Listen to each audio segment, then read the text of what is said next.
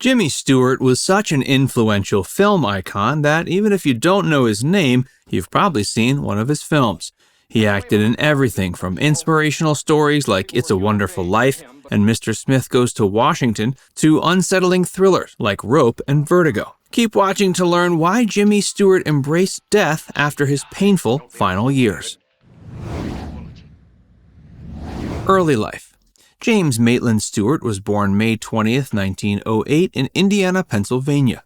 He went to a local prep school called Mercersburg Academy, where he first nurtured his passion for sports, music, and acting. He played football and ran track, sang and played the accordion, and acted in plays.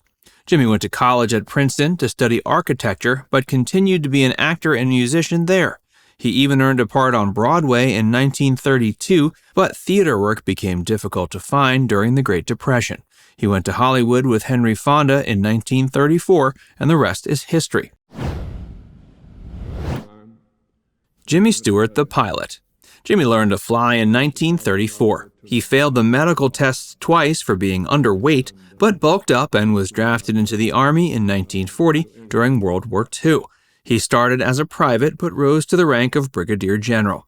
He was both the first actor to join the service and the highest-ranking actor in American military history. Jimmy taught pilots at the Moffett Field in California and then completed over 20 combat missions as part of the 703 Bomb Squadron. He also participated in a bombing strike over Vietnam in 1966. Jimmy retired from duty in 1968 but was permanently changed by his time in the Army. He appeared in the 1957 biopic, The Spirit of St. Louis, about Charles Lindbergh. The Army didn't forget about his contributions to the war effort either. He was inducted into the National Aviation Hall of Fame in 2009.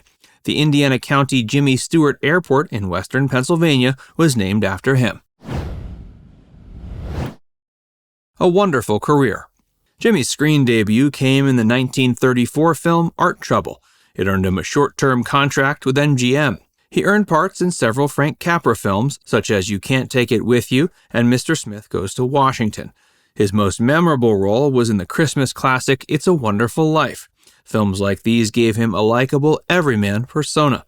His career and the type of roles he was able to take expanded after the war. It began with westerns such as The Man Who Shot Liberty Valance in 1962. He then acted in biopics such as The Stratton Story in 1949 and The Glenn Miller Story in 1954. He enjoyed playing the lead in the strange comedy Harvey more than almost any other role. He took it on 4 times, including the stage productions in 1940, its revival in 1970, the movie in 1950, and a made-for-TV adaptation. Jimmy also passed on several lucrative and star-making roles. He refused to join Henry Fonda in the 1981 film On Golden Pond because he objected to the way the father character treated his daughter. He also refused to play Atticus Finch in the 1962 adaptation of To Kill a Mockingbird because he found it controversial, and the 1976 film Network because he didn't want to have to use profanity on screen. One thing that was surprisingly controversial in the days of old Hollywood was addressing an adult male by their first name. That's why one of Jimmy Stewart's most famous films was called Mr. Smith Goes to Washington. His turn as the lead in that picture was memorable and inspiring, and earned him his first Academy Award nomination. He almost lost out on it because it was intended to be a sequel to Mr. Deeds Goes to Town. Gary Cooper would have played the lead, but they chose to cast Jimmy instead when Gary was unavailable. The 1940s and 50s were the height of his career. This is when he wowed the world with Mr. Smith Goes to Washington, It's a Wonderful Life, Harvey, Anatomy of a Murderer, and The Philadelphia Story. These films earned him 5 Academy Award nominations for Best Actor. He only won an Oscar for the final one. He didn't feel he deserved it, suggesting Henry Fonda should have won for The Grapes of Wrath instead. Jimmy had trouble believing in his skills during the post-war era, despite the critical acclaim he was getting. It's a Wonderful Life was a commercial flop, and he took it personally. Fortunately, it caused him to take on different kinds of roles instead of giving up. He became a hard-nosed reporter in the 1948 film Call Northside 777. He also acted in several Hitchcock films, like Vertigo and The Man Who Knew Too Much. He even took on a few westerns like Broken Arrow, Naked Spur, The Man Who Shot Liberty Valance, and The Shootist.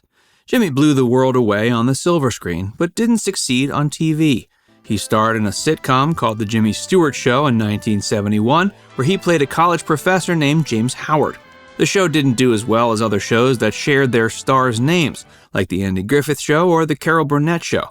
It finished its first season in 44th place and was canceled after 24 episodes. Jimmy got another chance in TV in 1973 on the detective drama Hawkins. He played Billy Jim Hawkins. He won a Golden Globe for Best TV Actor in a Drama, but fans weren't watching. It placed 37th in the ratings, and he walked away, saying he couldn't keep up with all the lines he had to remember. Hey, if you're enjoying this video so far, be sure to give it a like, and subscribe to Factsverse if you haven't already. And stick around for more about Jimmy Stewart. Love life. The higher-ups at MGM set Jimmy up with his co-star, Margaret Sullivan, on the set of the 1940 film The Shop Around the Corner. He was shy around women, and they allegedly wanted to prove he wasn't gay. He passed the test and began talking with many of the studio's most beautiful girls. He and Ginger Rogers had similar conservative views, but no chemistry. He was interested in Ginger, but turned off by how quickly she wanted to get married. Jimmy met Norma Shearer in 1937. She was 6 years younger than him and gave him plenty of presents to win him over, including limousine rides and a diamond cigarette case. It wasn't enough, and he made sure she knew it. Marlene Dietrich was his co-star in the 1939 film Destry Rides Again, and they had a brief fling, but it ended as soon as shooting did. Jimmy was turned away at least once. All attempts to get Olivia de Havilland to marry him failed. He starred in 4 films with Margaret Sullivan and was enamored of her beauty. She was more interested in his best friend Henry, whom she married in 1931 and divorced months later. She stayed friends with Jimmy and even helped his acting career. Jimmy met his true love, Gloria McLean, at a dinner party in 1948. They got married in 1949. They had twins Kelly and Judy in 1951, who joined her sons Ronald and Michael to create a happy family. His daughter Kelly admired their marriage, saying they shared a sense of humor and respected each other.